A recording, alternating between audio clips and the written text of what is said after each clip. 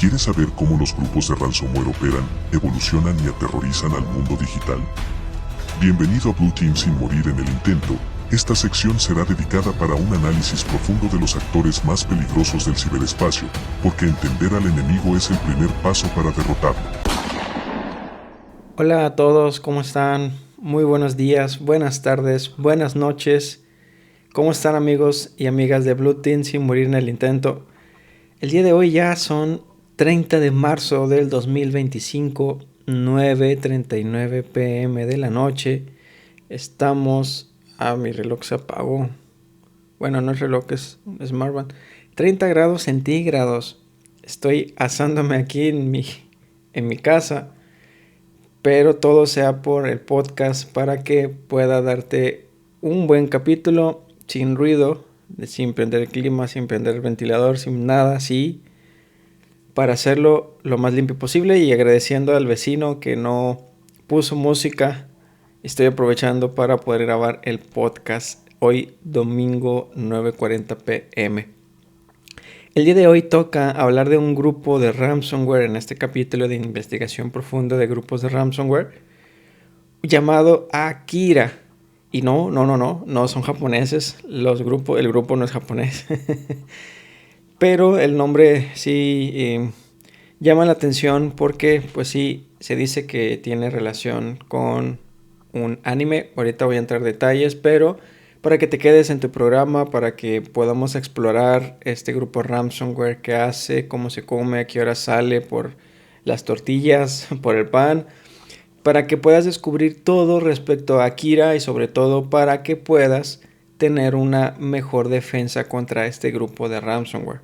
Ok, perfectísimo. Entonces, vámonos de lleno directo al capítulo. Para ir profundizando, vamos a mencionar la parte 1, que es la identificación del grupo. Ahí te va. Akira, también conocido como Howling Scorpius, es un grupo que opera bajo el modelo de Ransomware as a Service. Ya lo hemos hablado en Ransom Hub, en Club. Ransomware as a Service es ofrecer el ransomware a cualquier persona que esté dispuesta a usarlo, obviamente, y pagando un porcentaje al desarrollador de ese ransomware. Normalmente los ransomwares ocupan el 20%, el 30% de la cuota o el rescate que piden a las organizaciones, y el resto se lo queda el atacante, a excepción de Ransom Hub, ¿verdad? No quiero entrar en detalles, ve el capítulo, pero eso es el Ransomware as a Service, ¿no? Yo te lo doy, tú úsalo, tú pide el rescate y dame el 20-30% que normalmente es lo que piden los desarrolladores del ransomware. Entonces, este grupo de Akira es exactamente lo mismo. Prestan el servicio y te cobran una comisión, ¿verdad? Por haberlo usado. Lo que significa de Ransomware as a Service es que ofrece su tecnología y servicios afiliados en un esquema de reparto de beneficios, como lo acabamos de mencionar. Su método se distingue por la doble extorsión. Antes de cifrar los sistemas de sus víctimas, se infiltran en la red para extraer datos críticos. Esta técnica les permite amenazar con hacer públicos o vender la información robada. Incluso en aquellos casos en los que las víctimas logran recuperar sus sistemas sin ceder a sus demandas, en esencia, cuanto más resisten las víctimas, mayor es la presión que se ejerce sobre ellas, maximizando así el impacto de sus operaciones. El nombre Akira no es casualidad. Probablemente se dice que esto se inspira en la icónica película de anime de 1988, que se sitúa en el futurista Neo Tokio. En el trama, a eso es un spoiler, ¿verdad? Por si no lo has visto y la quieres ver, adelántale. El trama es que la figura de Akira encarna una fuerza poderosa y disruptiva, capaz de transformar radicalmente la ciudad. Al adaptar este nombre, los creadores del ransomware parecen identificarse con esa imagen, una entidad capaz de generar un cambio devastador y de imponer un control férreo. La referencia no solo aporta un aire de misterio y audacia, sino que también evoca una narrativa en la que lo imparable se enfrenta a lo establecido. Vámonos. Este paralelismo entre la cultura del anime y las estrategias cibernéticas contemporáneas invita al lector a adentrarse en un mundo en el que la ficción y la realidad se entrelazan, abriendo paso a un análisis más profundo sobre cómo las narrativas culturales pueden influir en la identidad y las tácticas de los cibercriminales. La forma en que Akira opera combina con el simbolismo de su nombre, ofrece una mirada reveladora sobre la evolución del ransomware y sobre cómo las influencias del mundo del entretenimiento pueden moldear estrategias en ámbitos tan críticos como la ciberseguridad. El año en la que apareció, en lo que se dice, fue en el primer trimestre del 2023.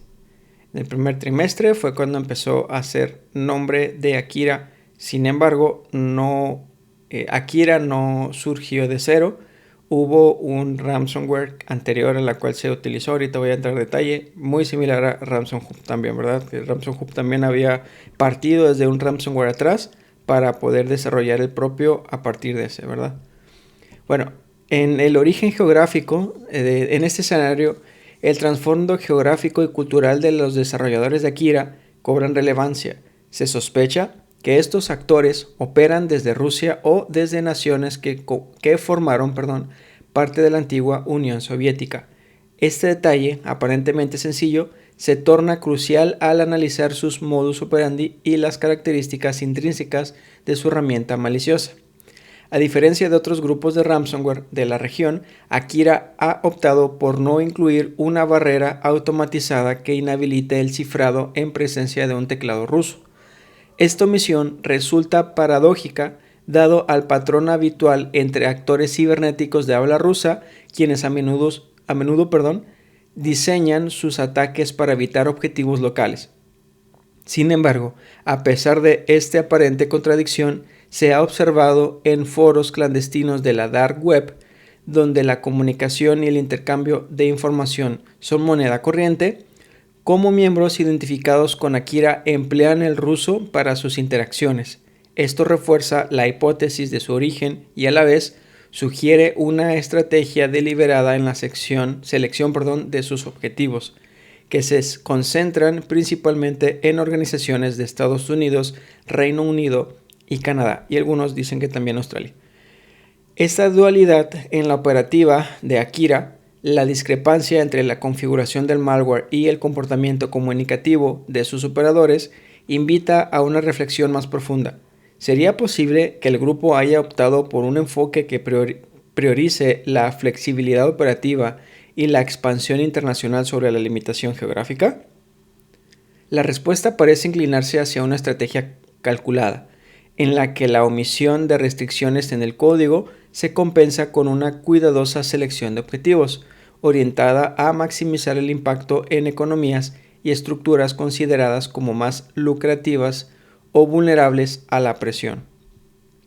Esta ambivalencia, que fusiona elementos de cultura, geografía y estrategia criminal, enriquece la narrativa de Akira y amplía la comprensión sobre cómo las raíces y la ideología de un grupo pueden permear cada línea de su código, incluso cuando se contradicen los estereotipos predominantes. Así, mientras la presencia del idioma ruso en los foros confirma un trasfondo cultural compartido, la ausencia de bloqueos regionales en el malware revela una ambición expansiva, destinada a romper barreras y transformar el panorama de la ciberextorsión en un fenómeno verdaderamente global.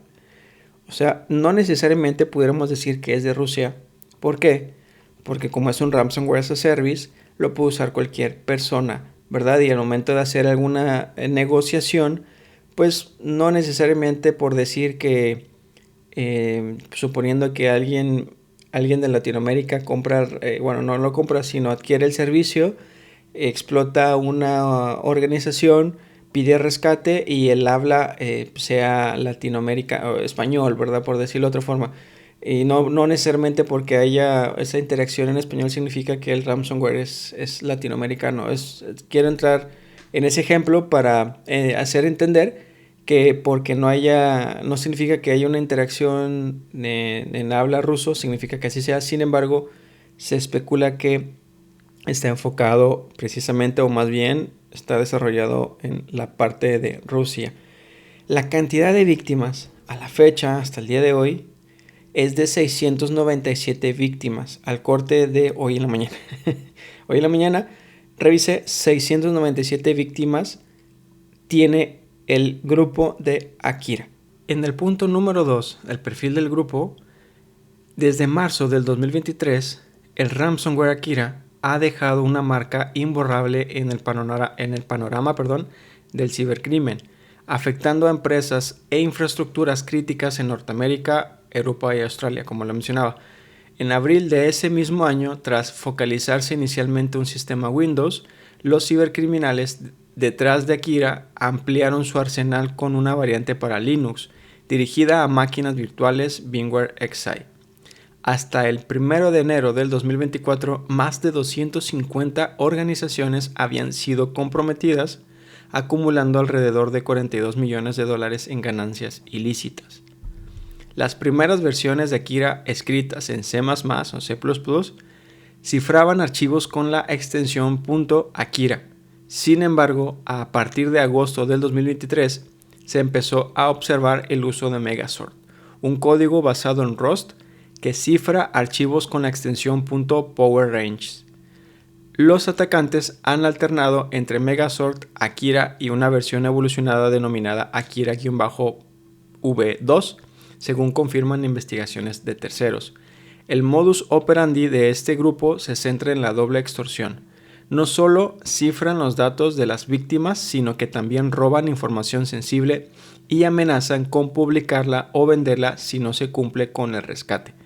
Uno de los aspectos más importantes es su sitio web en la red Tor, de estilo retro, donde se exhiben los datos sustraídos y se ofrece un chat para que las víctimas se comuniquen mediante un ID único incluido en la nota de rescate. Además, parte del código de Akira proviene de la filtración del código fuente del ransomware Conti. Ahí te va lo que te mencionaba hace un momento, lo que evidencia la reutilización de herramientas en el mundo del cibercrimen.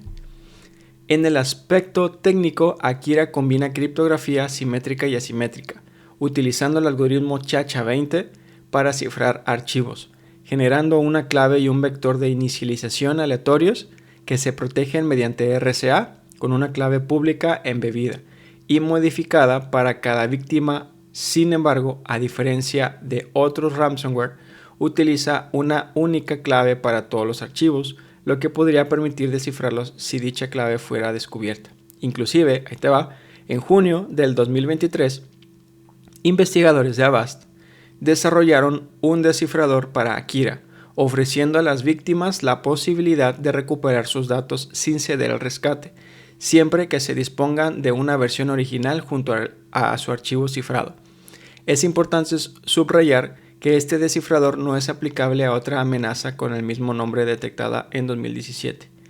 El grupo detrás de Akira opera un sitio en la red Tor donde no solo se enlistan las organizaciones afectadas, sino que también se facilitan enlaces para descargar los datos sustraídos en caso de no impago, de que la empresa no haya hecho el pago.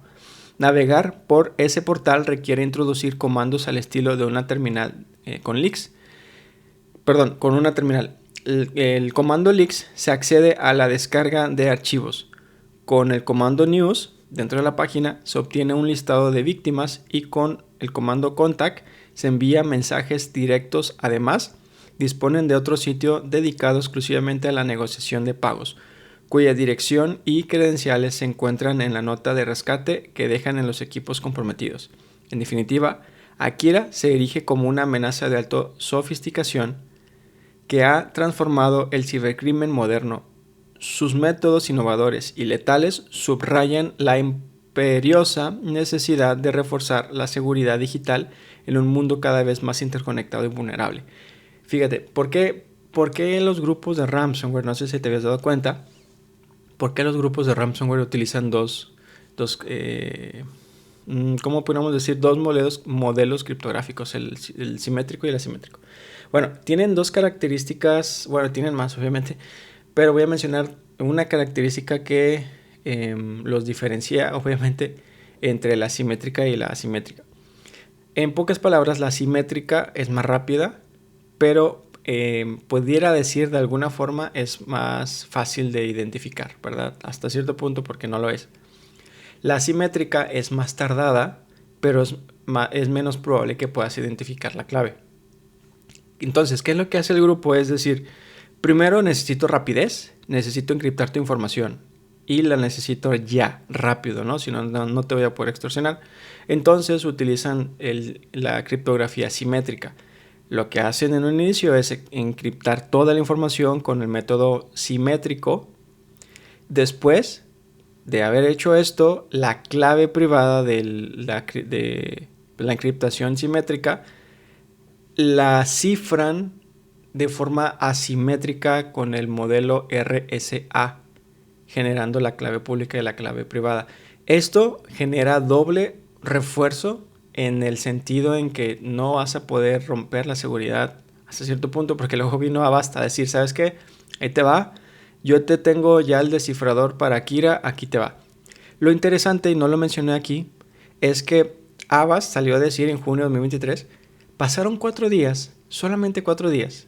Lo revisé en varios reportes y decían lo mismo. 4 días se tardó Akira para decir, ya corregí mi vulnerabilidad, ya no lo vas a poder encontrar.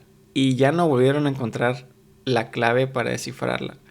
Ahí te va, 4 días, ¿no? Me quedé con el ojo cuadrado, porque nosotros como defensores en las organizaciones nos tardamos 4 días para parchear. Tú dime, tú responde eso.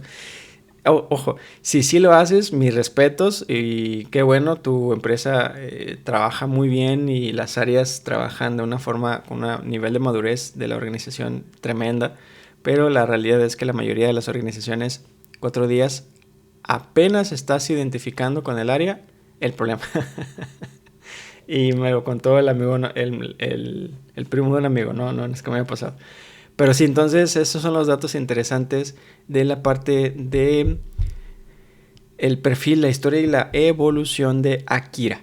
Espero que estés tomando nota porque ya vamos a ir entrando ya en nivel 2, ya vamos a ir más a fondo respecto a las técnicas, tácticas y procedimientos de Akira y tú puedas anotarlo y sobre todo puedas mejorar tu defensa y tu postura de seguridad en la organización que tengas detrás tuyo, ¿verdad? Muy bien, entonces, como primer punto está el acceso inicial, obviamente que es lo primero que hace. Bueno, no necesariamente puede ser el descubrimiento, pero bueno. En el punto 1 de esta parte es el acceso inicial. Y bueno, una de las técnicas que utiliza Akira es cuentas válidas, así tal cual. Los actores de amenazas de Akira obtienen y abusan de las credenciales de cuentas existentes como un medio para obtener acceso inicial. Pueden ser diferentes métodos, pero importante que identifiques, que sepas que el Akira, una de sus técnicas es cuentas válidas. Es una cuenta de inicio de sesión con contraseña y ya, entró con un usuario, nombre de un usuario. Otra de las técnicas es explotar la aplicación pública. Los actores de amenazas de Akira explotan las vulnerabilidades de los sistemas conectados a Internet para obtener acceso a los sistemas. También utilizan ese método. Otra técnica son servicios remotos externos. Los actores de amenazas de Akira han utilizado servicios de acceso remoto como la conexión RDP, VPN para obtener acceso inicial. También utilizan el phishing con archivos adjuntos de phishing selectivo. Los actores de amenazas de Akira utilizan correos electrónicos de phishing con archivos adjuntos maliciosos para obtener acceso a las redes. También utilizan phishing, pero en enlaces de spear phishing o enlaces. Los actores de amenazas de Akira utilizan correos electrónicos de phishing con enlaces maliciosos para obtener acceso a las redes. Para que puedas revisar esta parte, ahorita vamos a entrar ya a las remediaciones, pero ve tomando nota. Otra técnica es el volcado de credenciales del sistema operativo. Los actores de amenazas de Akira utilizan herramientas como Mimikatz y Lassenge para robar credenciales. También utilizan la técnica de volcado de credenciales del sistema operativo o memoria LSASS.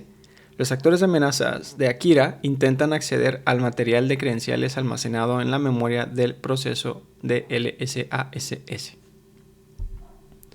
Otra de las técnicas ya en la fase de descubrimiento es descubrimiento de la configuración de red del sistema.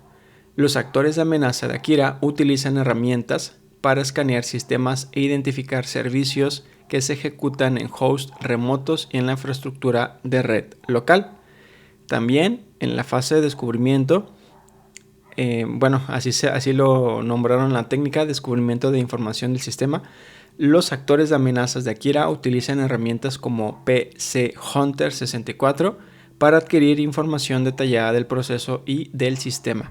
También utilizan la técnica de descubrimiento de confianza de dominio. Los actores de amenazas de Akira utilizan el comando net de Windows para enumerar la información de dominio. También el descubrimiento de procesos. Los actores de amenazas de Akira utilizan el task list, utilidad para obtener detalles sobre los procesos en ejecución a través de PowerShell. También en la fase de descubrimiento hacen descubrimiento de permisos, grupos locales. Los actores de amenazas de Akira lo utilizan, que es el comando net local group /dom para encontrar grupos de sistemas locales y configuraciones de permisos. También descubrimiento de grupos de permisos, grupos de dominios. Los actores de amenazas de Akira usan el net group /domain comando para intentar encontrar grupos a nivel de dominio y configuraciones de permisos. Y también descubrimiento remoto del sistema. Los actores de amenazas de Akira suelen utilizar nltest /dcl y st, acumular una lista de otros sistemas por dirección IP, nombre de host y otros identificadores lógicos en una red. Importante en la fase de descubrimiento, aunque no lo leí en Akira, pero sí para que tengas en cuenta esta parte, es que un atacante, cuando ya está dentro del equipo comprometido, como lo mencionamos ahorita, revisan procesos, revisan los programas que tienes instalados, revisan, no me acuerdo cómo se llama, microprocesos, que es, revisan técnicamente todo lo relacionado con el proceso de CPU, memoria RAM, que es lo que se está corriendo en caché, para ver si tienes CDRs, qué programas tienes, a ver si pueden utilizar algún programa que ya tienes ahí para no instalar ningún otro y no generar ruido. Así van revisando inclusive la versión del sistema operativo, todo, para ver cuáles las vulnerabilidades que tienes, que puedes explotar, si tienes un CIEM, si tienes un agente corriendo, cuál agente tienes, si es de un FIM, si es de un CIEM, etcétera.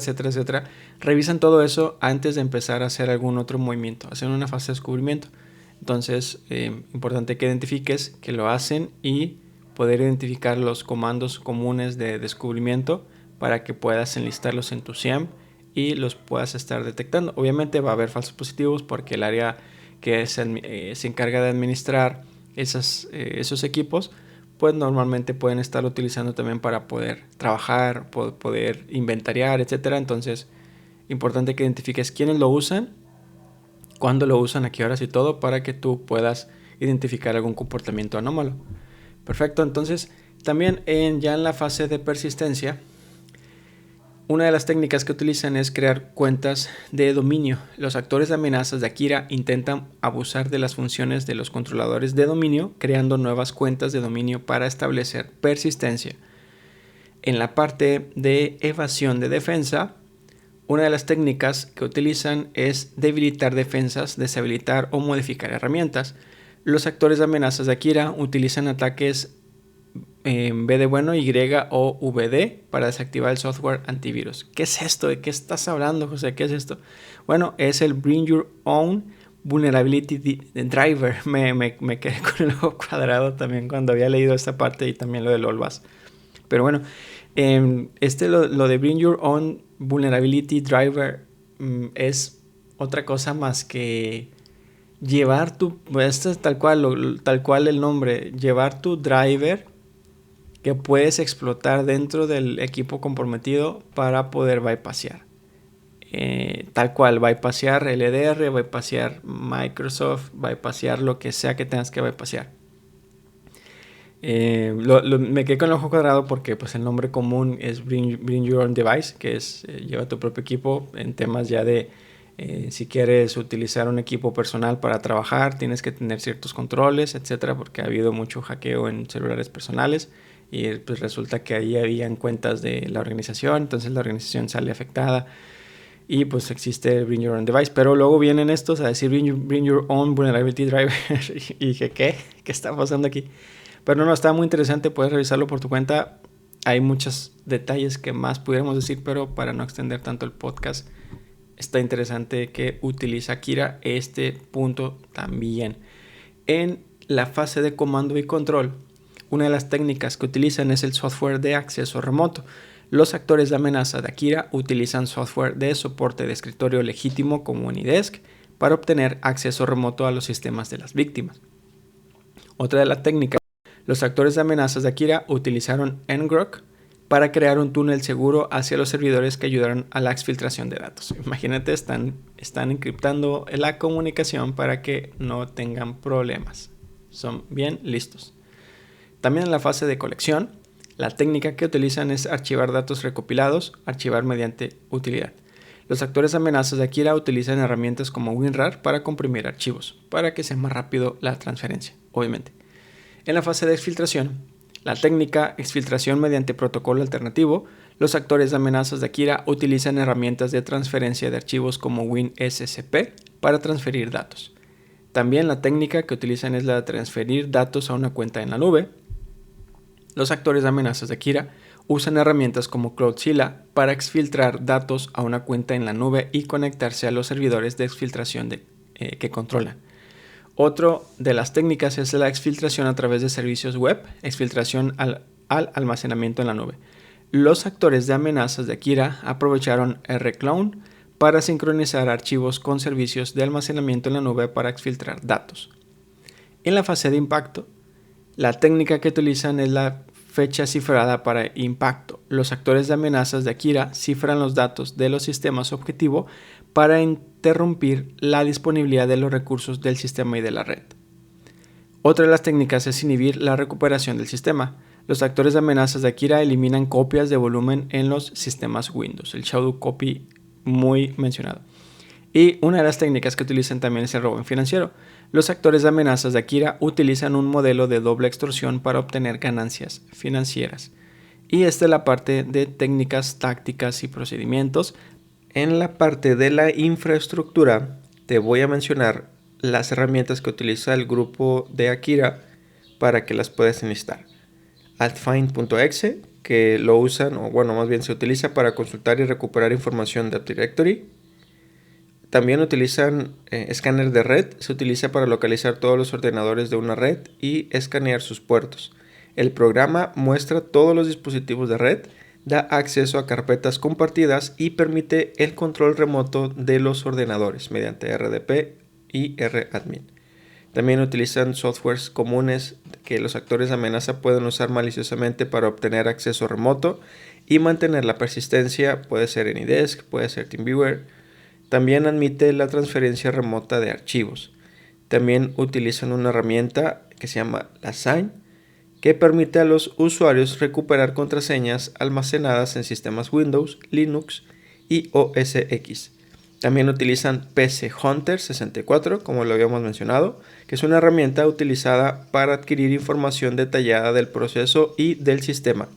También utilizan PowerShell, una solución automatizada de tareas multiplataforma compuestas por un shell de línea de comandos, un lenguaje de scripting y un marco de gestión de configuración que se ejecuta en Windows, Linux y Mac OS.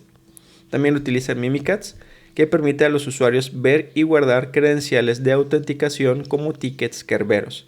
También utilizan ngrok, que es una herramienta de proxy inverso, utilizada para crear un túnel seguro a servidores detrás de firewalls o máquinas locales sin una dirección IP pública. También utilizan rclone, un programa de línea de comandos utilizado para sincronizar archivos con servicios de almacenamiento en la nube como Mega. También utilizan escáneres de red, netscan.exe, que se utiliza para hacer ping a equipos, escanear puertos, descubrir carpetas compartidas y recuperar información sobre dispositivos de red mediante instrumental de administración de Windows, WMI, protocolo simple de administración de red SNMP, HTTP, Secure Shell y PowerShell. También escanea servicios remotos y registro archivos y contenedores de rendimiento. También utilizan WinRAR, que se utiliza para dividir datos comprometidos en segmentos y comprimir archivos .rar en formato para exfiltración.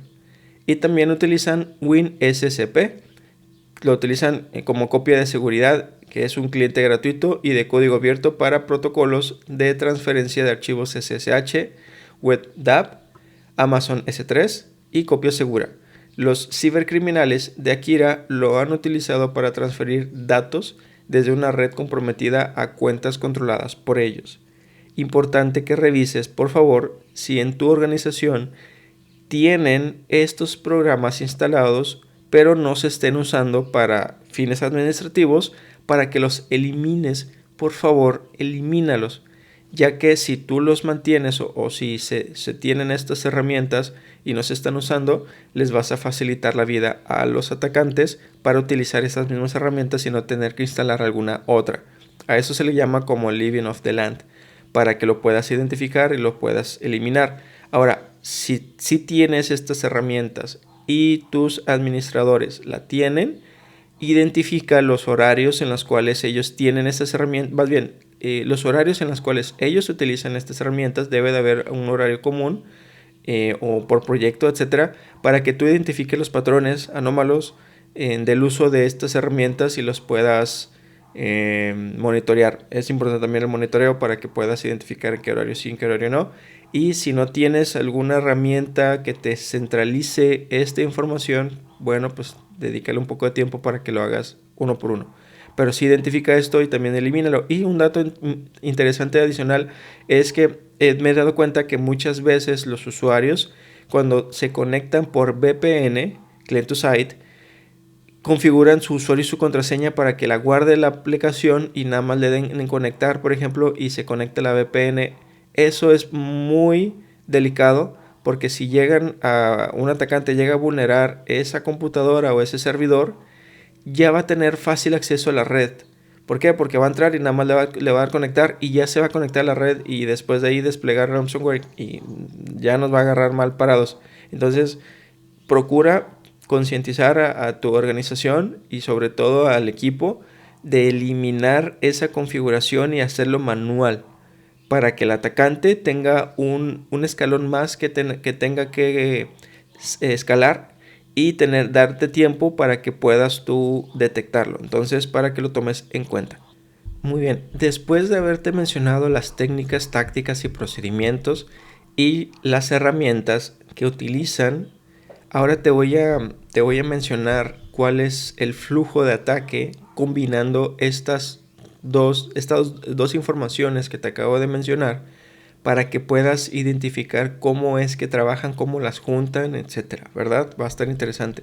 Fíjate, en el acceso inicial, el grupo de los atacantes es identificar y explotar vulnerabilidades en la red de la víctima, con especialidad de atención en infraestructuras que carecen de autenticación multifactor, MFA. La falta de este mecanismo de seguridad es comparable a una puerta sin llave en un edificio. Sin esta barrera adicional, la entrada se vuelve fácil y directa. Por favor, configura el MFA en todo lo que puedas para que no tengas este problema. Yo me he encontrado este problema en muchos lados y es algo que los atacantes utilizan para vulnerar cuentas y que sean cuentas válidas después, ¿verdad? En este contexto, ahí te van los CVEs para que los apuntes. Los atacantes aprovechan vulnerabilidades conocidas en dispositivos Cisco y un paréntesis, también utilizan vulnerabilidades en otros vendors, en otros proveedores, pero solamente ahorita voy a mencionar estos y al final menciono los CVEs de los demás, como Fortinet, etc. Bueno, para esta parte de Cisco, los CVEs que explotan es el CVE 2020-3259 y la CVE 2023-20269. Para infiltrarse en el sistema, adicionalmente, recurren a una combinación de ataques de phishing selectivo, a uso de credenciales válidas y explotación de fallos en otros dispositivos expuestos. Se ha documentado que este grupo también emplea vulnerabilidades específicas como la CVE 2019-6693 y la CVE 2020-40684 para obtener acceso inicial a los sistemas objetivo. Yo te voy a preguntar algo. ¿Identificas la diferencia de estas CVEs con lo sucedido con Avast? Ahí te va. Cuando Avast detecta esta brecha del grupo y publica el descifrador, como lo había mencionado, se tardaron solamente 4 días para corregirlo. El grupo de ransomware Akira se tardó 4 días. Acá estamos viendo que los CVEs existen desde el 2019, 2022, 2020, 2023. Y todavía las organizaciones al 2025 siguen teniendo estas vulnerabilidades. ¿Qué quiere decir? Que nos estamos tardando años en corregirlo y seguimos teniendo este problema. Sé tú uno de los impulsadores, así como nosotros, o como en este podcast, de impulsar a que cierren esas vulnerabilidades y tener una rutina para hacerlo constantemente y no dejar pasar tanto tiempo. Es la diferencia entre nosotros y ellos. Sí, quizá a lo mejor ellos solamente tenían el ransomware, no tenían que pasar por diferentes áreas, parar producción y todo. Pero sí es importante aclarar que hay muchos grupos que sí han corregido cosas rápidas para poder seguir perpetrando sus ataques. Entonces nosotros debemos de copiar esa actitud o esa actividad para hacerla, porque es algo que nos conviene. Luego, en la fase de persistencia y descubrimiento, una vez dentro del sistema, los atacantes no buscan solo un escaneo momentáneo, sino buscan garantizar su permanencia y para ello crean nuevas cuentas de dominio, destacando una en particular bajo el nombre de ITADM, es ITADM, ¿verdad? Utilizada como una llave maestra para asegurar su reingreso aún si se detecta la intrusión y se implementan medidas de mitigación. No te quedes solamente con este usuario, utilizan otros usuarios que obviamente van a utilizar usuarios que se confundan con los existentes. Puede ser que utilicen usuarios con nombre y apellido común de la organización, obviamente van a identificar los nombres, o usuarios servicio como ITadmin, ITadmin o otro, ¿verdad? Pero van a tratar de camuflajearse con los usuarios existentes para que tú no te des cuenta. Identifícalo y cuestiónate la existencia de esos usuarios para que los puedas eliminar en caso de que no los estén utilizando. Y para explotar el entorno comprometido, emplean técnicas como el Kerberos-hosting, que le permite extraer credenciales almacenadas en la memoria del sistema mediante herramientas especializadas como Mimikatz y la SAN. De manera paralela, llevan a cabo un reconocimiento pasivo e indirecto de la red utilizando herramientas como PC Hunter 64 o Advanced IP Scanner, identificando otros sistemas y recursos disponibles dentro de la organización. Una de las tácticas más avanzadas en su arsenal es el abuso del controlador semana anti-malware. Aprovechando el ataque conocido como Bring Your Own Vulnerable Driver, que es lo que mencionábamos, este método se basa en la explotación de controladores legítimos pero vulnerables para deshabilitar soluciones de seguridad y antivirus. La metodología utilizada incluye la identificación de controladores vulnerables, que es lo que hacen es la localización de software legítimo con fallas explotables, carga del controlador vulnerable, uso del controlador semana anti-malware con vulnerabilidades conocidas y ejecución del ataque V de bueno Y o VD, explotación de vulnerabilidades en el controlador para ejecutar código malicioso con privilegios elevados, desactivación de antivirus y herramientas de seguridad para operar sin ser detectados, e implementación de backdoors y malware adicional tras la eliminación de las soluciones de defensa. Además, intentan deshabilitar la protección en tiempo real de Windows Defender mediante comandos de PowerShell y buscan desinstalar los agentes de detección y respuesta instalados en los sistemas infectados. Aquí te estoy diciendo cosas bien complicadas en el sentido en que muchas organizaciones tienen esto y no lo saben, y tienen mal configuradas sus herramientas. Ahí te lo voy a desglosar un poco. Los atacantes, al menos en este grupo identificado, lo que hacen es, ya están dentro de la máquina comprometida, puede ser o que regresen el sistema operativo a un estado anterior, sabiendo, conociendo cuáles son las vulnerabilidades conocidas de esa versión que están regresando, o hacen una instalación de un programa válido, pero conociendo cuáles son las vulnerabilidades conocidas de ese software. ¿Para qué? Para poderlas explotar. Bien sencillo, te lo voy a poner como un ejemplo. Imaginemos que tenemos Windows 10, que ya debemos de mirar porque este año se expira. Vamos a poner, tenemos Windows 10 y tenemos, se me olvidó de versiones, creo que elegí mal el ejemplo. Vamos a poner 22H2, ¿no? Por decir algo, no me acuerdo si ese sigue vigente o no, pero bueno. 22H2, tenemos esa versión y el atacante sabe, nosotros todos sabemos, por ejemplo, si buscamos versiones vulnerables, vamos a poner que detectemos que la versión 20H20 no existe, pero igual por el ejemplo, existe una vulnerabilidad de código remoto, ¿no? Para que puedas ejecutar código remoto sin la intervención del usuario. Entonces, ¿qué es lo que va a hacer? Ya que está adentro, va a cambiar la versión del sistema operativo del 22H2 al 20H20 para poder explotar esta vulnerabilidad. No aplicas 100% este ejemplo, ¿verdad? Porque cómo va a tener acceso remoto si ya está dentro. Pero es solamente un ejemplo, o puede ser que sí lo utilice para poder hacer conexión a su Command and Control. Pero bueno, el punto es ese, ¿no? Que hacen una instalación o revierten alguna instalación, algún KB para poder explotar estas vulnerabilidades.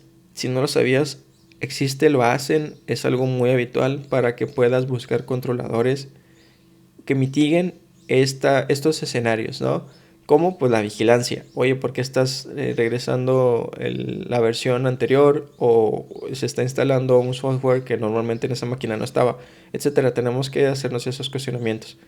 Eso para la parte de Bring Your Own Vulnerable Driver, ¿no? Que es lo que hicieron, instalaron, se llama anti-malware, que tiene una vulnerabilidad conocida y a través de esta vulnerabilidad bypassearon cosas.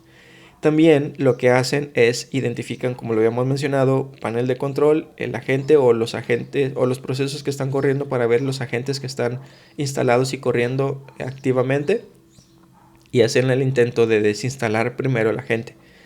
Hay organizaciones que, por ejemplo, los CDR, bueno, si tú no sabías, que yo sepa todos, al menos puede ser que esté equivocado, si estoy equivocado puedes corregirme en los comentarios sin problema, pero o sea, yo sé, todos los EDRs, hablando de EDRs, no antivirus, EDRs, tienen configurado la manera para que el usuario final no pueda desinstalar el EDR, al menos que tenga una clave o un token. Muchas organizaciones no tienen configurado esto y los usuarios finales pueden desinstalar los agentes. Esto lo saben los atacantes y lo primero que van a intentar hacer es desinstalar a la gente. Si tú no tienes configurado esta política en el EDR central, lo van a poder hacer sin problema y tú no te vas a dar cuenta. Para que lo tomes en cuenta bastante. En la parte de evasión de defensa, con su presencia ya establecida, el siguiente desafío es evitar ser detectados. Para ello, implementan dos variantes de ransomware, Megasort y Akira versión 2. Desplegándolos de manera estratégica para atacar diferentes arquitecturas del sistema.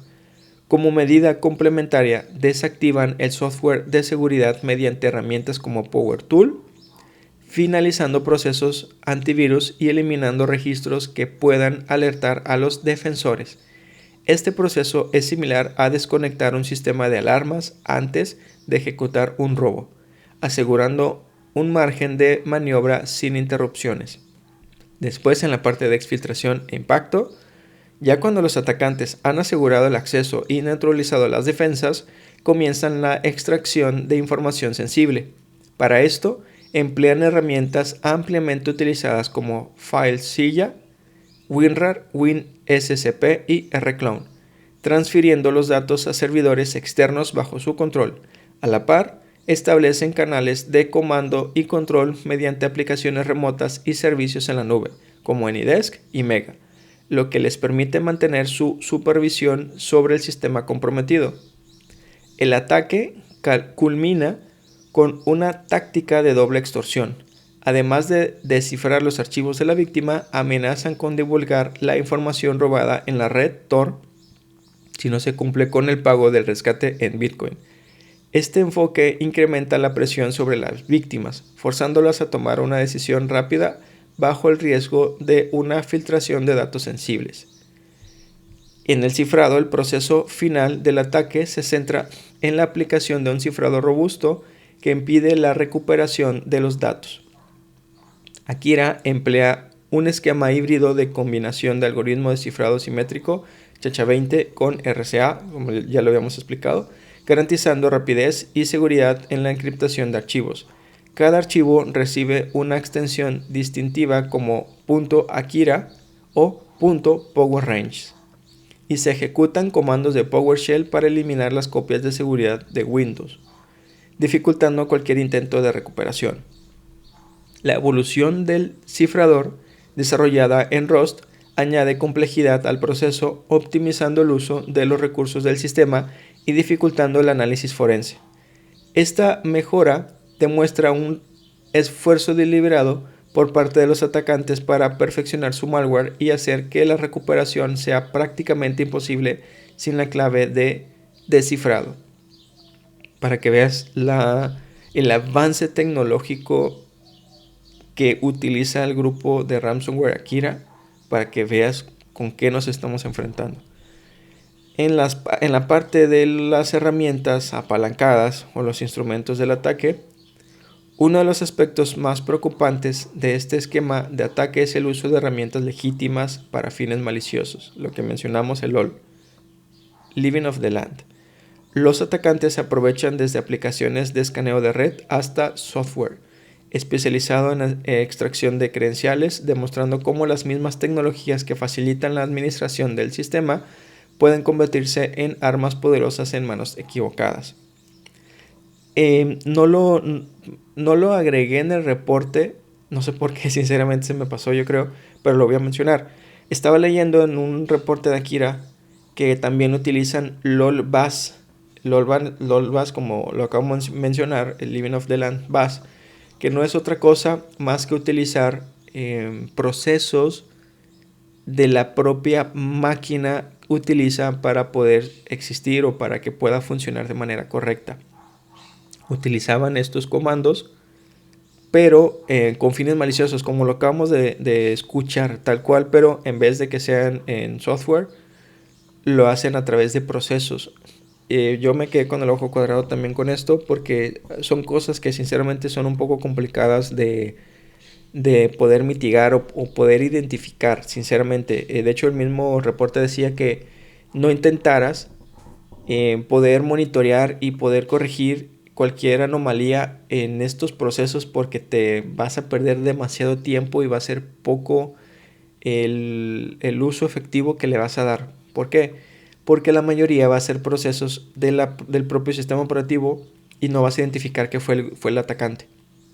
Por tal cual, es como, no sé si me estás entendiendo o me estoy dando a entender, pero es como si yo me disfrazara de un guardia de seguridad, por ejemplo, en una organización, pero sí, tal cual, estoy idéntico, ¿verdad? Vamos a poner ese ejemplo hipotético. Estoy idéntico al vigilante y yo entro y empiezo a entrar a cuartos y demás, a oficinas, a lugares prohibidos, etcétera. Y yo sé que existen cámaras, van a decir, pues existen cámaras, los puedes ver, pero suponiendo que no hubiera cámaras, pues va a ser difícil que identifiquen que soy yo o no, porque me parezco bastante. Entonces se pierde el proceso original y el proceso del atacante y no vas a saber cuándo sí, cuándo no. Lo que recomendaban era el uso de inteligencia artificial y machine learning para el comportamiento anómalo, pero pues es un poco complicado implementarlo, todavía sigue siendo teniendo dificultad en las organizaciones para adoptar esta tecnología. Pero sí, al menos para que sepas que lo hacen y que existe. Un dato interesante que también saqué fue que el tiempo transcurrido entre la intrusión inicial y la activación del ransomware varía según el caso, pero los incidentes estudiados por Sophos están en un intervalo de 7 a 30 días. Esta ventana de acción refuerza la importancia de la detección temprana y de una respuesta proactiva por parte de los equipos de ciberseguridad para contener la amenaza antes de que alcance su fase destructiva.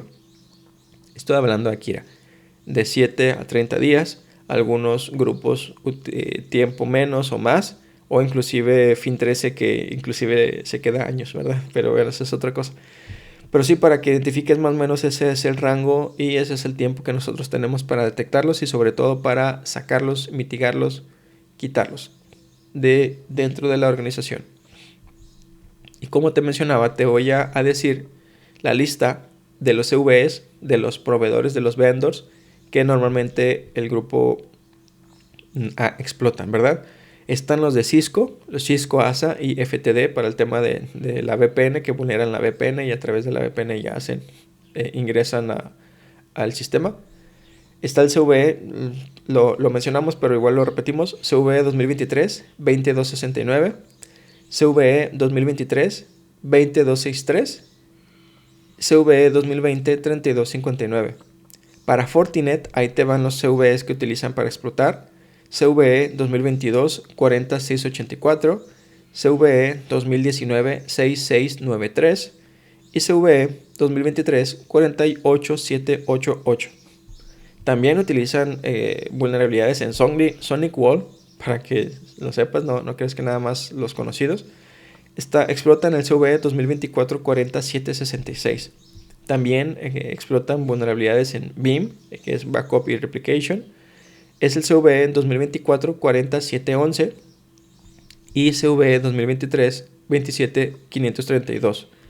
Y los VMware también, los que explotan es el CVE 2024 37085 y el CVE 2021 21972. Bueno, ya en las partes de la característica técnica vamos a entrar más a fondo, todavía más técnicamente, las actividades de este grupo. Ya pudiéramos decirlo ya en el nivel 3, ¿verdad? Como si fuera un iceberg, ¿no? Bueno, Akira es un ransomware que se ejecuta manualmente como una aplicación de consola. En otras palabras, es como por ejemplo si utilizas Nmap o utilizas un software en la cual tienes que hacer comandos para que haga cierta cosa. Bueno, con el ransomware puedes ejecutar comandos para hacer algo en específico y ahí te van los comandos: -p, diagonal, guión medio, encryption, _path, especifica la ruta que será cifrada. Pueden aislar solamente a una ruta en específico. -s, diagonal, guión medio, share, -file, indica un archivo que contiene un listado de unidades de red a incluir en el cifrado. -n, diagonal, guión medio, encryption, %, define el porcentaje de cada archivo que será cifrado. Y -l, o -i, a ver, déjame revisar. Bueno, si es -i, no, perdón, no, es -l, si es -l, estoy confundiendo. Activa o desactiva la visualización de registros logs durante la ejecución. Ahí te van las etapas del ataque.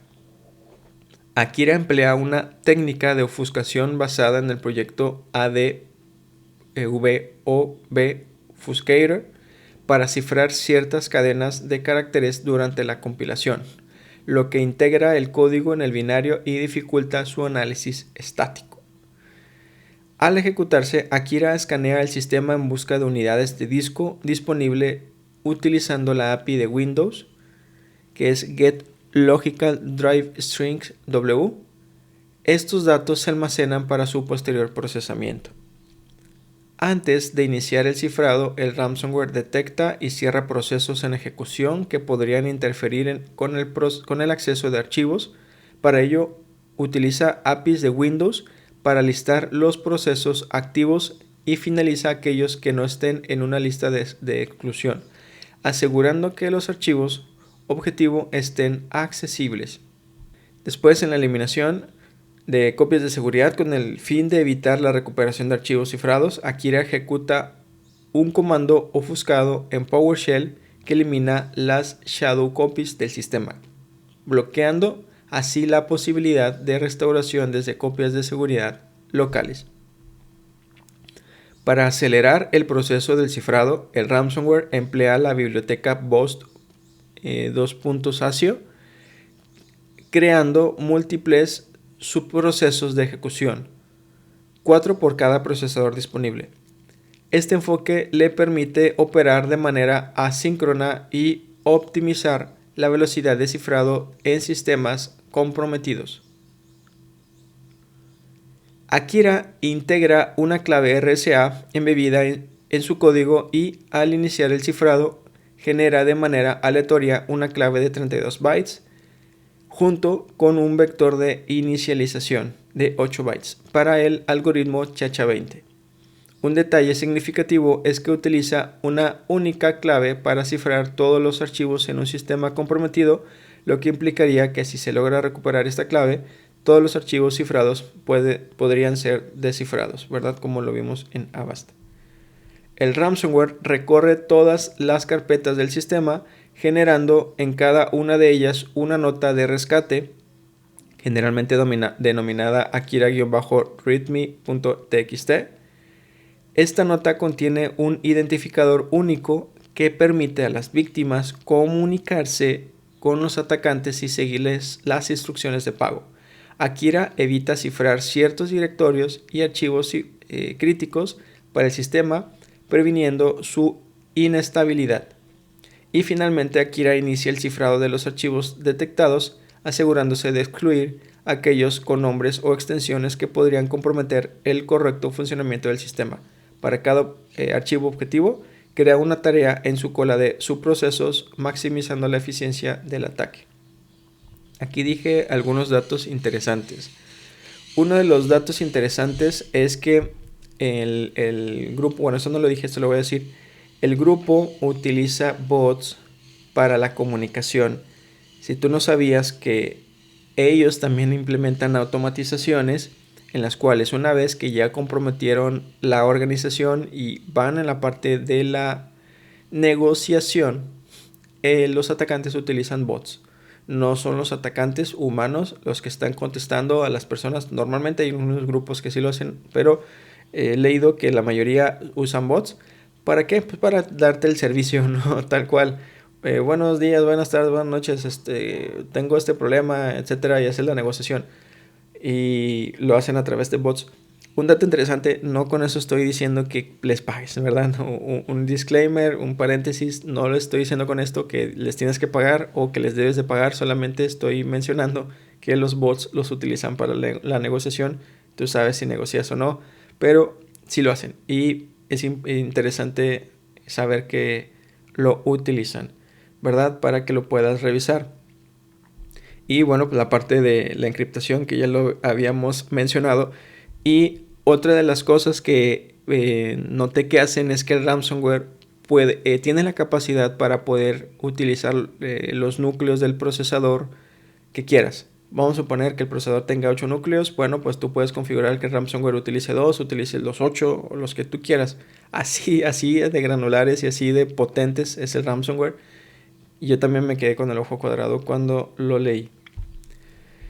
Y luego en la parte ya punto y aparte, ya para cambiar de fase, los impactos que, más bien, los sistemas que afectan es como lo mencionamos Windows, Linux y VMware XI, ¿verdad? Nada más para tenerlo como dato porque viene en el formato, pero ya lo había mencionado.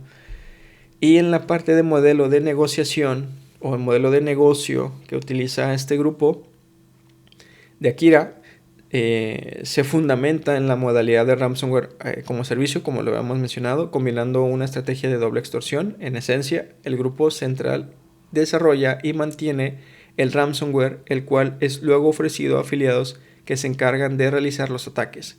Estos afiliados ejecutan la infiltración, propagación y negociación del rescate, mientras el núcleo del grupo se centra en mejorar el malware y gestionar la infraestructura de negociación en la dark web.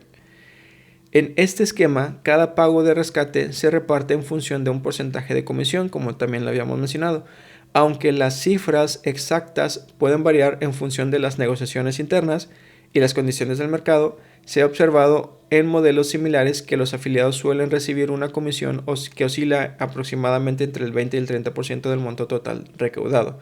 Esto significa que por cada rescate pagado, el grupo central se queda con el resto, asegurando así que ambos actores, los desarrolladores y los operadores afiliados, se benefician de forma sustancial. Si tú no lo sabías, ellos tienen un equipo que están segregadas las funciones para poder actuar de forma rápida, como lo vimos con con Avast, que se tardaron 4 días. Lo menciono y lo voy a seguir mencionando porque es algo sorprendente que nos ganen en tiempos. Un dato súper interesante que también encontré es que algunos grupos de ransomware, incluido Akira, han empezado a incorporar... no, fíjate que esto ya lo acabo de mencionar, me adelanté. Ahí en este punto del bosquejo hablaba de los bots, entonces eso ya lo mencionamos, pero pues es algo que sinceramente pues muchas veces nos ganan en las organizaciones de implementar procesos automáticos e IA para poder perpetrar sus ataques. Sinceramente es algo que sí me sorprende bastante. Bueno, la cantidad de rescates exigidos. Bueno, aquí en esta parte, fíjate que estuve investigando datos interesantes. Algunos dicen que han sido 42 millones, algunos han dicho que más. Y pues sinceramente no lo vamos a saber al 100%, ¿verdad? Pero solamente identifiqué de la lista de negociaciones que tuvieron 2023-2024 más o menos, saqué unos datos interesantes. Es que haciendo la suma total de, me parece que era un año y meses, más o menos, juntaron $4.820.995 en ese rango. Y el promedio del porcentaje de reducción fue aproximadamente el 52.92%. Déjame explicarte a qué me refiero. Los grupos de ransomware siempre van a iniciar con un precio. Van a decirte, ¿sabes qué? Yo para poderte regresar tu información y para no venderla, voy a ponerte un caso real de un grupo. Estaban pidiendo 4 millones de dólares a una organización X. Bueno, no de Elon Musk, sino a una organización cualquiera, ¿no? Y ya después de la negociación, porque esa organización sí pagó, solamente pagaron $150,000. De 4 millones que estaban pidiendo, negociaron $150,000. No sé cómo lo hicieron. Repito, no hay que hacer el pago, pero sí hay que reconocer que la organización negoció y bajó bastantísima la cantidad inicial. Eso no lo vi en ningún otro lado porque estuve viendo la cantidad inicial y la negociada y pocas veces vi organizaciones que le bajaban tanto a la cantidad inicial. Normalmente rondaban entre los 20-30%.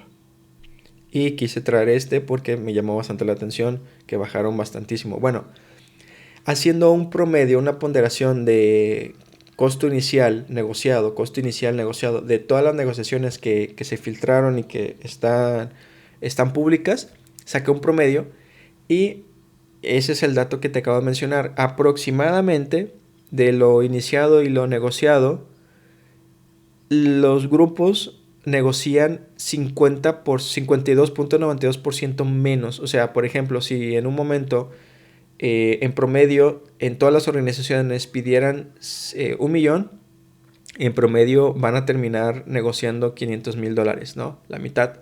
Normalmente negocian y llegan a la mitad en promedio. Todas las organizaciones que han pagado logran bajar el 50% más o menos, ¿no? El 52.92%.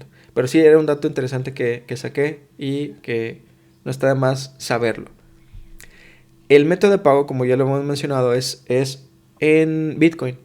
Y fíjate, aquí sí encontré carteras y hice un pequeño análisis de esto y me llamó la atención algunos detalles que ahí te va. El 19 de agosto del 2024 hubo pagos que hicieron hacia las wallets de Akira Y ahí te va. Vi que un pago en un solo día, hubo un pago de 1.72 Bitcoin. Luego hubo otro pago de 1.72 Bitcoin. Hubo más ceros, pero para no entrar tanto en detalle, estoy redondeando. Hubo otro pago de 0.001 Bitcoin. Y luego hubo otro pago de 1.72 Bitcoin. Ahí te va. Aprovechando mi conocimiento de criptomonedas porque estoy invirtiendo, saqué el precio de ese día del 19 de agosto de 2024, lo saqué en los datos de Binance porque esa es la que uso. Y ese día, el 19 de agosto de 2024, el precio del Bitcoin estaba en 50,000, perdóname, en 59,438.5 dólares. Y haciendo una conversión de los pagos de 1.72, etcétera, salió que ese día recibieron 306,776.95 dólares en un día. Yo me quedé con el ojo cuadrado también con eso. En un solo día tuvieron ese pago de diversas organizaciones porque a veces afectan varias organizaciones en un solo día. Ahí te va, para que lo revises. Muy lucrativo, bastante lucrativo. He escuchado datos de que específicamente el cibercrimen está en una de las más pagadas, inclusive está a la par de varias economías de países, ¿no? Inclusive está en los primeros lugares. Bueno, entonces esa es la información que pudimos identificar de los wallets de este análisis de Bitcoin. En la parte de victimología, te voy a mencionar cuáles son los sectores afectados. Bueno, a ver si las llego porque está muy chiquitita la imagen. Bueno, a la cabeza está la manufactura. Después, el sector más afectado por Akira fue los servicios profesionales y legales. Después, la construcción. Después, el retail. Después, el sector tecnológico. Después, el educativo. Y luego, la agricultura. También, en el siguiente lugar fue el entretenimiento y medios, o como Netflix, etcétera. También, ese sí no le llegó, logística y telecomunicaciones. Discúlpeme, pero sí está muy chiquita la letra. Pero sí, entonces en ese orden son los que más afectan del grupo de Akira. Ahora, en el 2023 se registró, también no le llegó, creo que dice 180 los ataques en el 2023. En lo que empezó, obviamente recuerda que no empezó en enero. Desde que empezó el 2023 hasta que acabó el 2023 fueron 180, si no me equivoco, así dice ese número. En el 2024 tuvieron 315 ataques. Bueno, más bien, aclaro, un punto interesante, un punto importante que tengo que aclarar. Las públicas, las que hicieron públicas fueron 315, pudieron haber sido más, ¿verdad?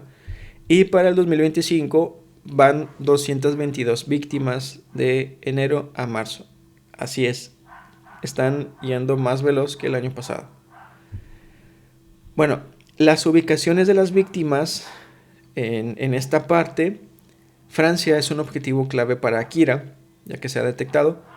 Un estudio del año pasado reveló que el 53.1% de los ataques atribuidos a este ransomware fueron detectados en dicho país, en Francia.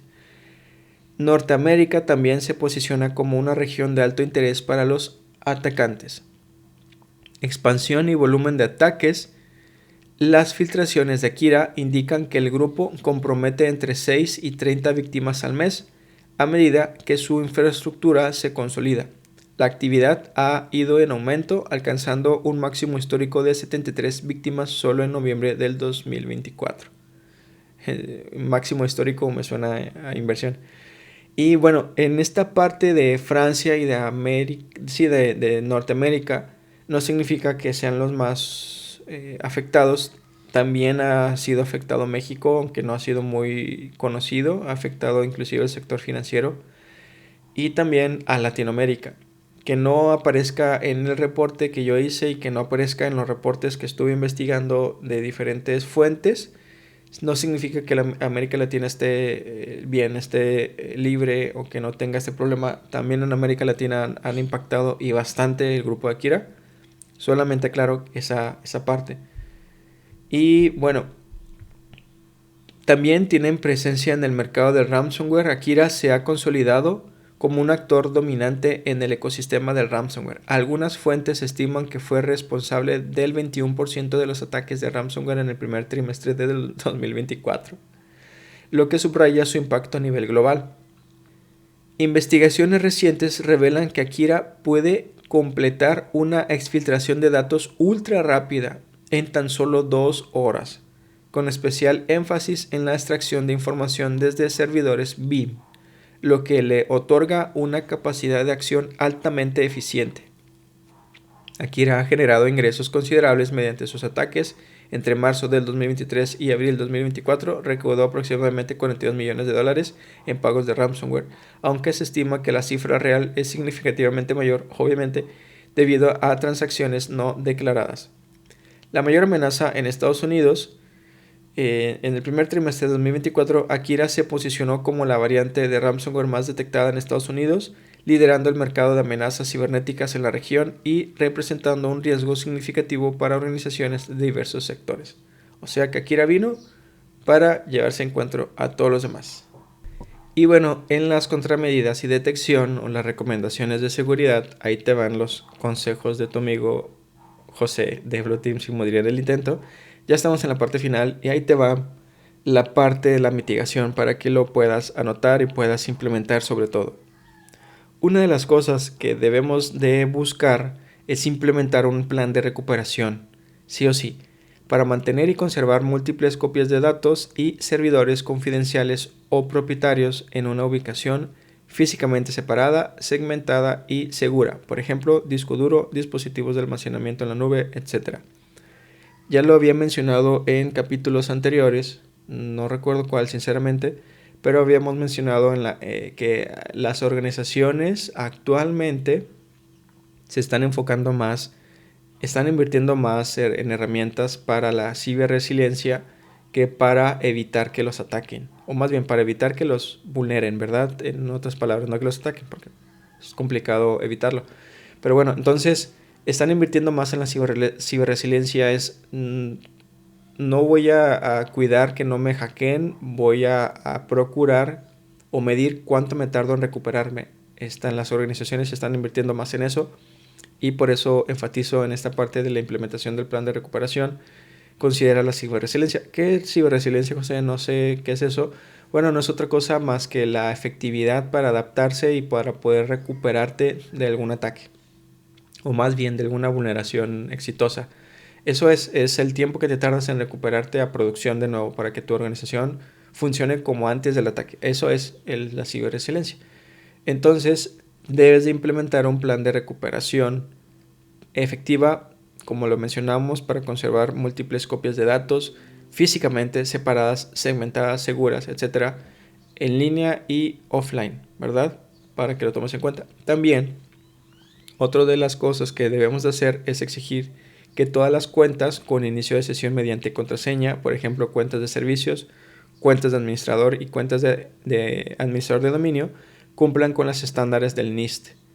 En particular, exigir a los empleados que utilicen contraseñas largas y considerar no exigir cambios de contraseñas recurrentes, ya que esto puede debilitar la seguridad.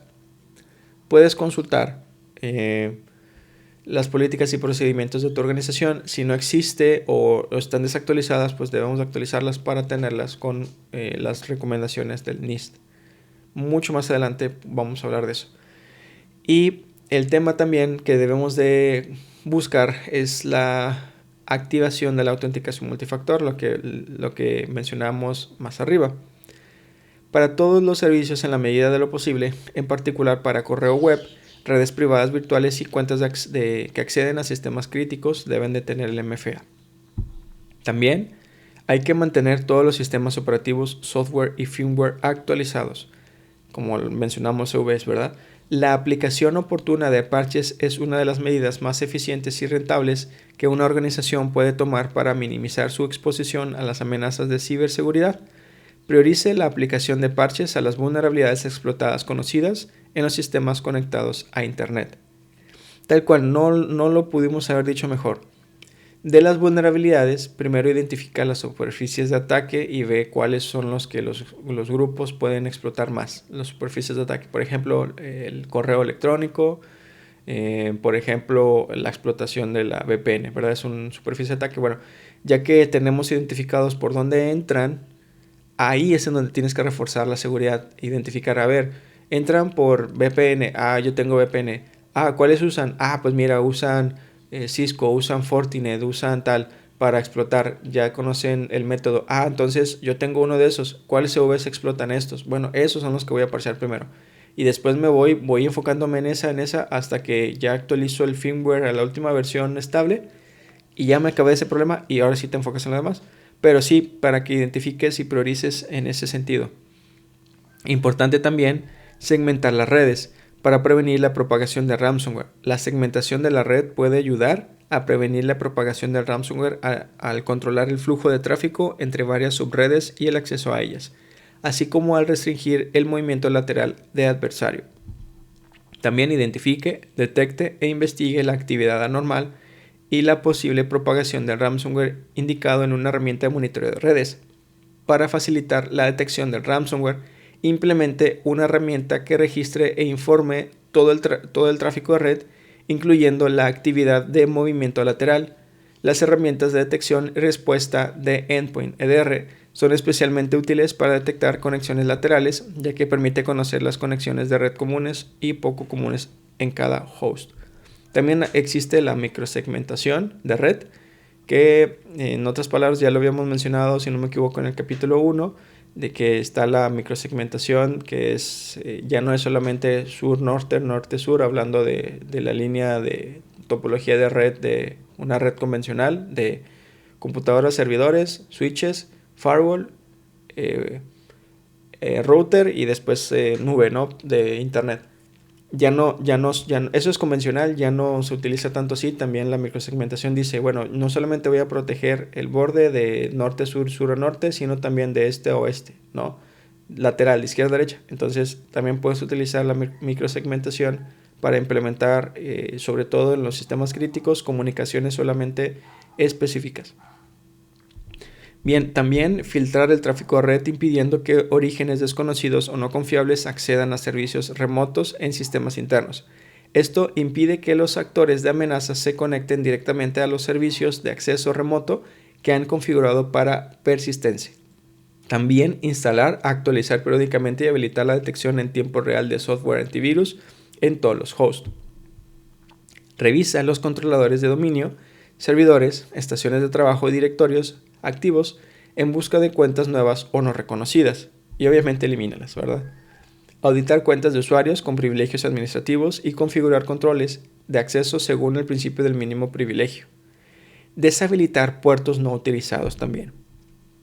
Considere agregar un banner de correo electrónico a los correos electrónicos recibidos desde fuera de su organización, ya que acuérdate que también utilizan el phishing, adjuntando un archivo o una liga, ¿verdad? Deshabilita también hipervínculos en los correos electrónicos recibidos. Deshabilítalos, por favor. También hay que implementar el acceso basado en tiempo para las cuentas de administrador y superiores. Por ejemplo, el método de acceso Just in Time proporciona acceso privilegiado cuando es necesario y puede respaldar la aplicación del principio de mínimo privilegio, así como el modelo de confianza cero o cero trust.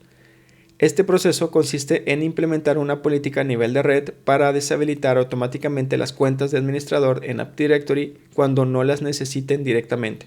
Los usuarios individuales pueden enviar sus solicitudes mediante un proceso automatizado que les otorga acceso a un sistema específico durante un periodo de tiempo determinado cuando necesiten completar una tarea específica. O sea, no darle, darle las credenciales de administrador al administrador, pero para no darle la facilidad que pueda ingresar al sistema, al servidor, etcétera, a administrar el tiempo que quiera, las veces que quiera, inclusive en la madrugada, esta configuración lo que dice es, bueno, tú vas a utilizar la herramienta y dime cuánto tiempo te vas a tardar y a qué horas vas a empezar. No, pues voy a empezar de 3 a 4, voy a hacer la configuración.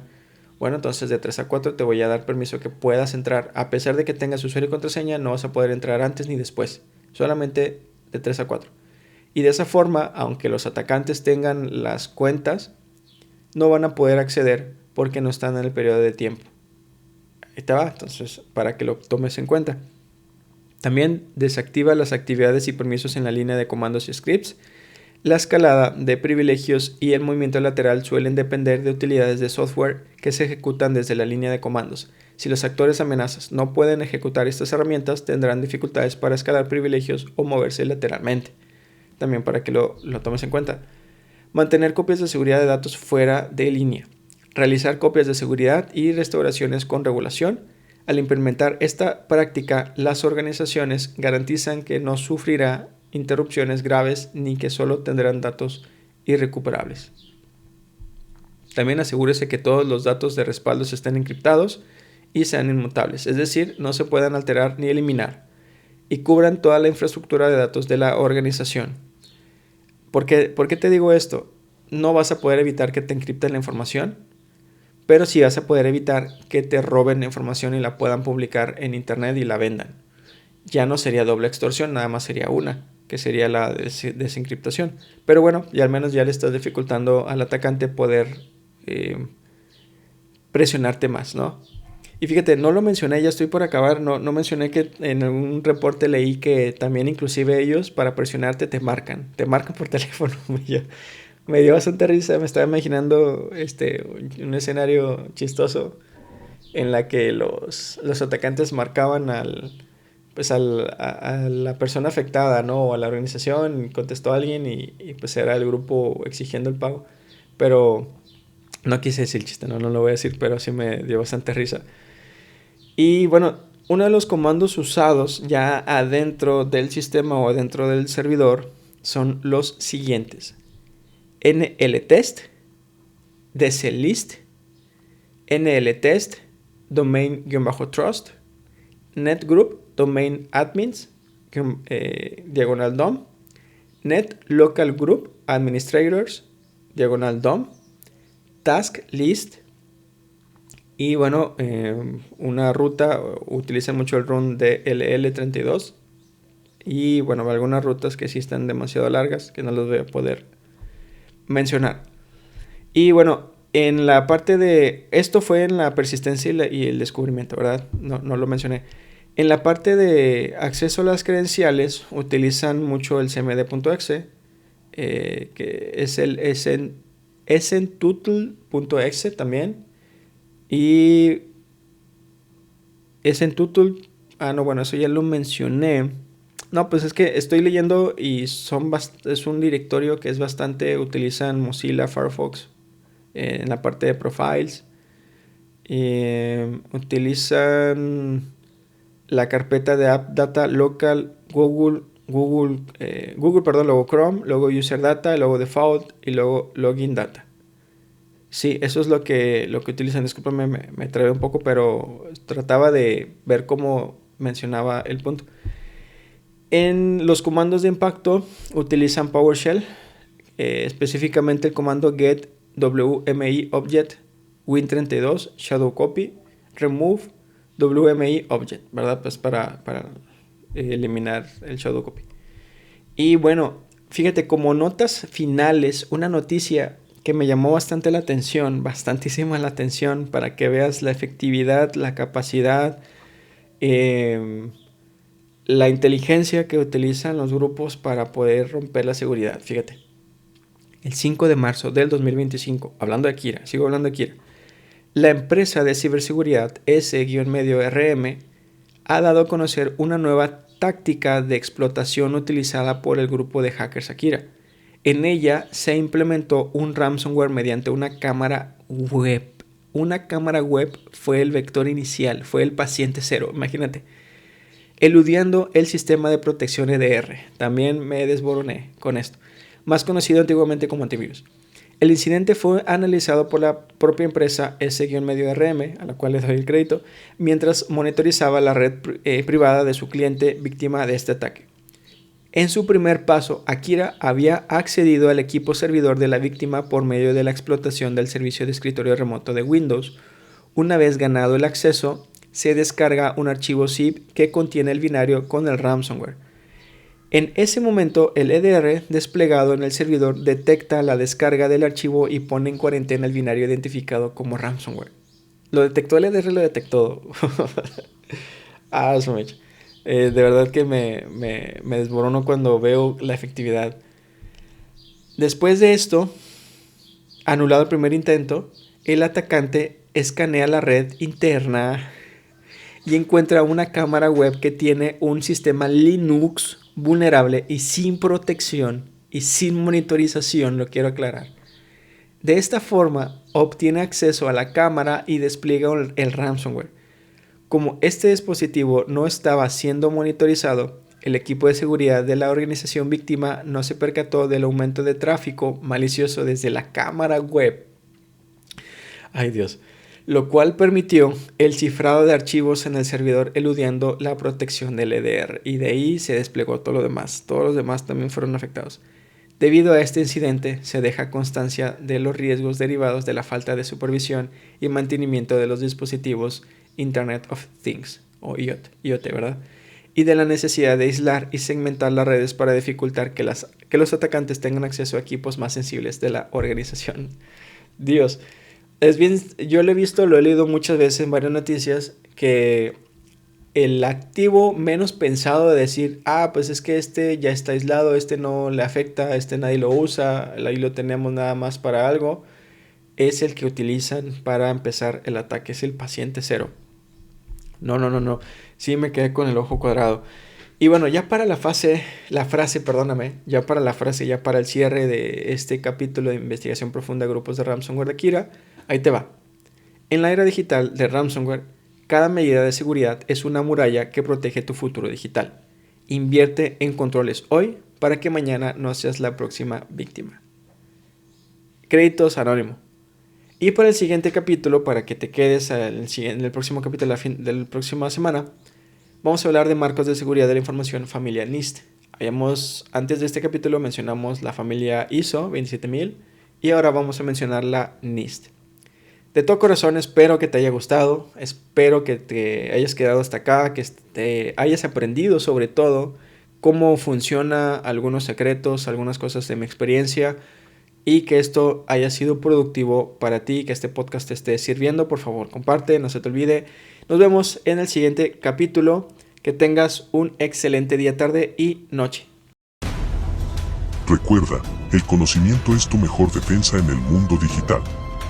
Si te gustó esta investigación, comparte este podcast y dale follow a las redes sociales para que juntos podamos construir una comunidad más segura. Nos vemos en el próximo episodio.